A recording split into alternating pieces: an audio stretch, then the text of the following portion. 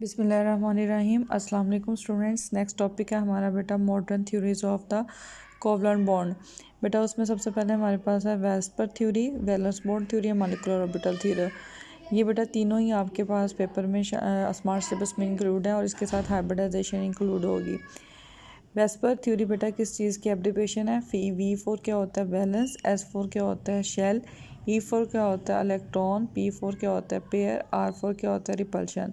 तो valence, shell, electron, pair, repulsion theory is called VSEPR theory. सबसे पहले Sidgwick and Powell ने shapes of molecules के बारे में बताया और उसने ये बताया कि आटम और शेल में इलेक्ट्रॉन पेयर्स जो है वो रिवॉल्व करते हैं। लेकिन इस कॉन्सेप्ट को आगे बढ़ाया नालोम एंड गिब्सी ने और उन्होंने वेस्पर थ्योरी में शेप्स ऑफ मॉलिक्यूल को डिटेल्स के साथ एक्सप्लेन किया कि ये क्यों होती हैं। तो बेटा ये लॉन्ग क्वेश्चन है, वेरी वेरी इंपॉर्टेंट क्वेश्चन आता है, gives the postulates of VSEPR theory.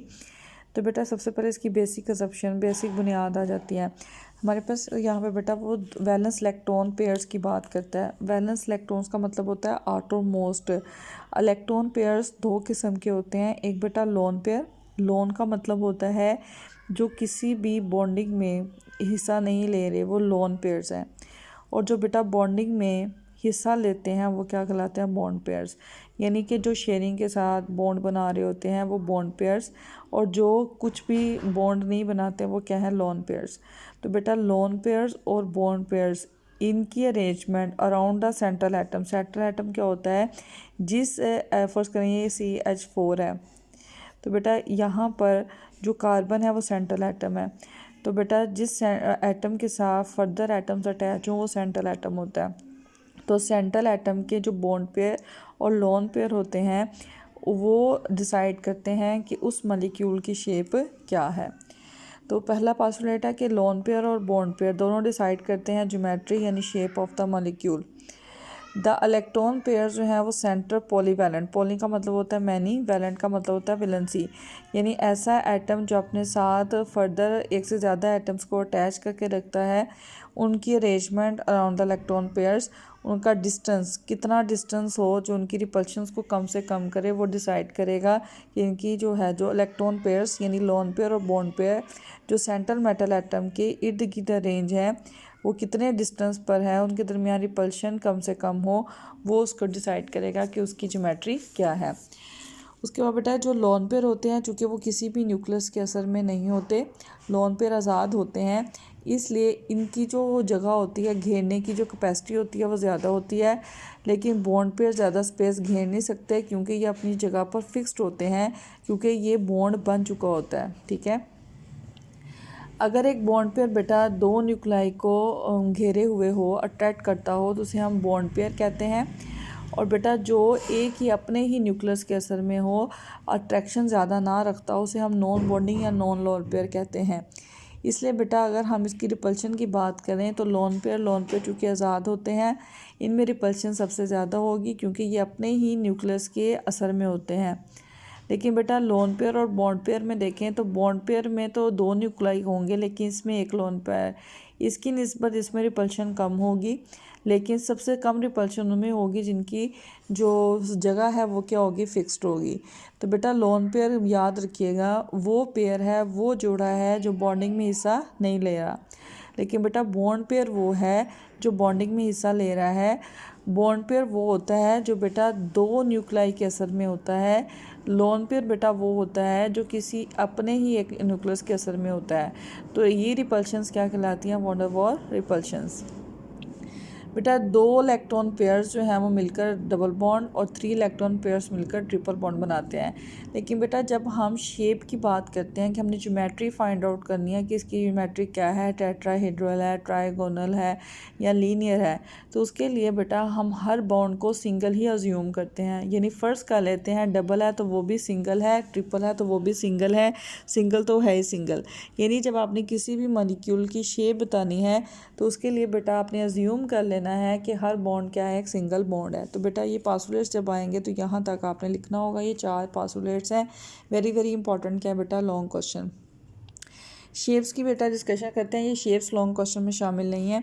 इसमें सबसे पहले आ जाती है AB2। AB का मतलब क्या होता है? A for central atom, B मतलब वो एटम्स जो इसके साथ बॉन्डेड है। तो अज्यूम है कि जिसमें एक सेंट्रल एटम है लेकिन दो उसके बॉन्ड पेयर या लोन पेयर हैं, वो क्या है? AB2। नेक्स्ट टाइप बेटा AB3। ए का मतलब है सेंट्रल एटम और उसके साथ जो एटम्स बॉन्डेड है वो कितने हैं? 3। तो ये AB3। अगर बेटा आपके पास एक सेंट्रल एटम है और 4 मॉलिक्यूल्स बॉन्डेड है तो AB4। इस तरह से बेटा AB5 AB6 टाइप भी होती है, लेकिन आपके सिलेबस में शामिल नहीं है। AB2 में बेटा 2 इलेक्ट्रॉन पेयर्स होते हैं। ये आपको कैसे इंडिकेट होता है? AB2। बी के पास चूँकि 2 लिखा हुआ है, इसका मतलब इलेक्ट्रॉन पेयर 2 हैं और दोनों की दोनों बॉन्डिंग में हिस्सा ले रहे हैं, इसलिए 2 बॉन्ड पेयर्स हैं और लोन पेयर नहीं है।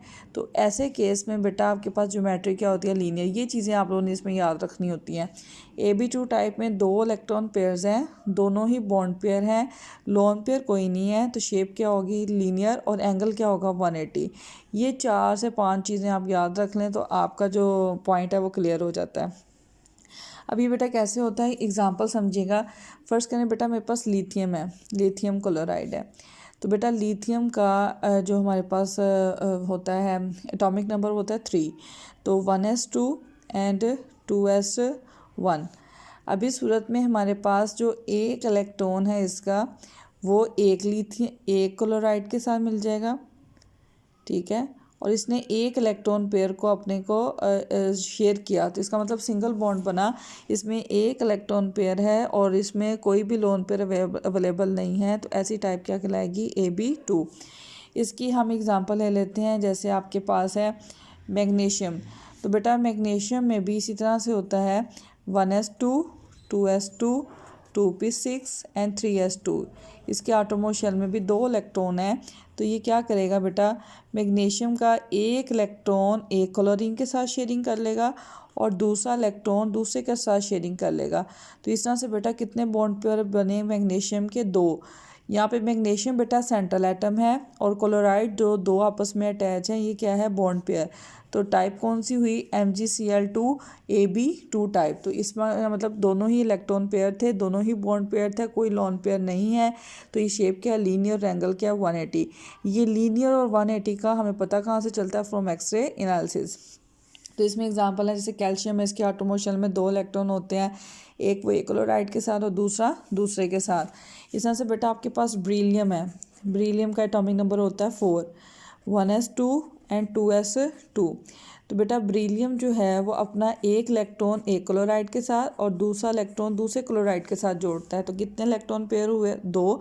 और दोनों ही बॉन्डिंग में हिस्सा ले रहे हैं, तो लीनियर होगा, ठीक है। इस तरह से बेटा आपके पास AB3 टाइप है, मतलब जिसमें लोन पेयर नहीं है, सारे के सारे बॉन्ड पेयर हैं। क्योंकि ये सेंट्रल एटम है, 3 के 3 जो है वो बॉन्ड पेयर हैं, 3 के 3 इलेक्ट्रॉन पेयर हैं, कोई लोन पेयर नहीं है। तो देन बेटा शेप होती है ट्राइगोनल। ट्राइगोनल इसलिए कहते हैं कि 3 कॉर्नर्स बन रहे होते हैं, देखिए 1 2 एंड 3। तो उस सूरत में एक्सरे एनालिसिस बताता है कि बॉन्ड एंगल क्या होगा? 120 और शेप कौन सी होगी इसकी? ट्राइगोनल प्लेनर होगी। इसमें बेटा हम एग्जांपल पढ़ लेते हैं। जैसे बेटा हमारे पास है बोरोन। बोरोन का एटॉमिक नंबर होता है 5, 1s2 2s2 2p1। और बोरोन जो है वो उसके पास फ्लोराइड है, वो कितने हैं? 3। यानी ये फार्मूला ऐसे है BF3।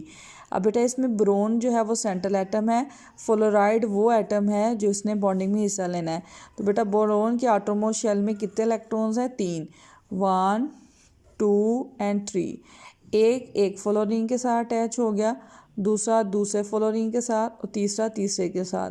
तो कितने बॉन्ड पेयर बने? 1 2 3। कोई भी लोन पेयर नहीं है, तो इसका मतलब ये भी क्या हुआ? आपके पास बॉन्ड पेयर 3 है, कोई लोन पेयर नहीं है, तो AB3 टाइप।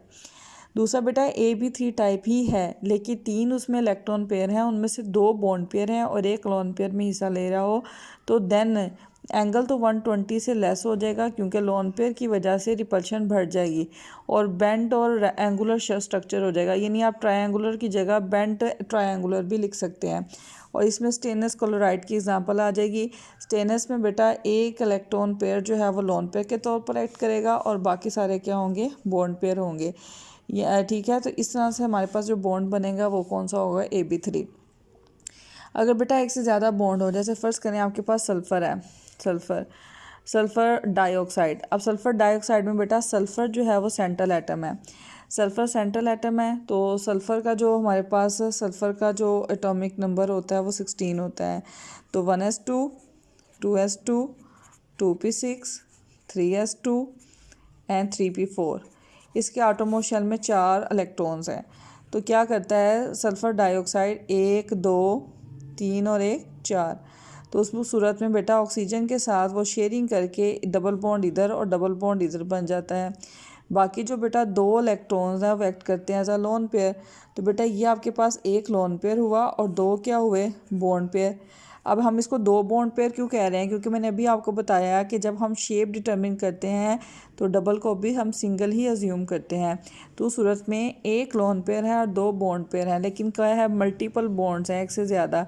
शेप AB3 है, 3 इसमें इलेक्ट्रॉन पेयर हैं, 2 बॉन्ड पेयर हैं और एक क्या है लोन पेयर। शेप क्या है ट्रायंगुलर प्लेनर, लेकिन लोन पेयर की वजह से बेंट और एंगुलर होगी और एंगल लेस देन टू 120 हो गया।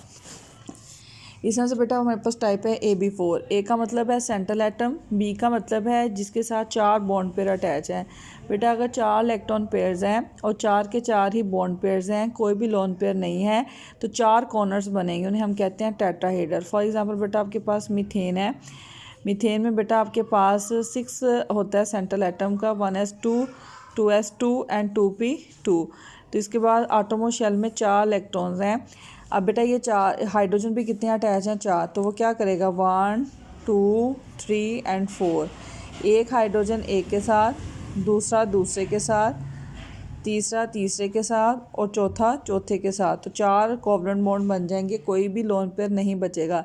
तो बेटा टोटल लोन पेयर कितने हैं, 4 इलेक्ट्रॉन पेयर। बॉन्ड पेयर कितने हैं, 4। लोन पेयर 0 है।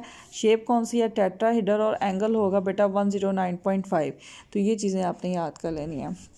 उसके बाद बेटा अगर आपके पास 4 इलेक्ट्रॉन पेयर हैं लेकिन उसमें 3 बॉन्ड पेयर हैं और एक क्या है लोन पेयर, तो शेप टेट्राहेड्रल से क्या हो जाएगी ट्राइगोनल पिरामिडल। फॉर एग्जांपल बेटा नाइट्रोजन है, उसका एटॉमिक नंबर होता है 7, 1s2, 2s2, 2px1, 2py1 and 2pz।